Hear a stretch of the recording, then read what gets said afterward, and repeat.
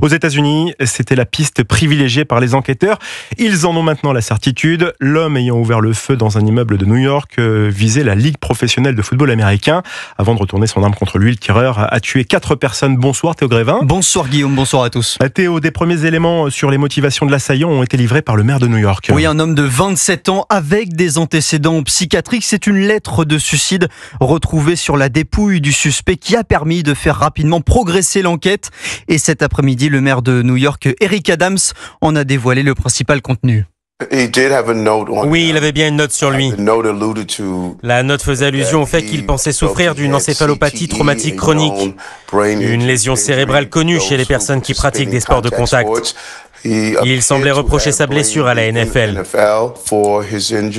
Et en effet, l'assaillant, on en a maintenant la certitude, avait pratiqué ce sport, le football américain, dans sa jeunesse.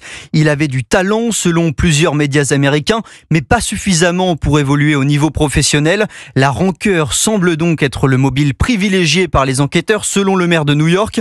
D'autant plus que le suspect a attaqué l'immeuble dans lequel se trouve le siège de la Ligue professionnelle de football. Dans sa lettre de suicide, il demande aussi que son cerveau soit examiné. L'enquête se poursuit. Cet après-midi, Donald Trump a dénoncé un acte de violence insensé commis par un fou furieux.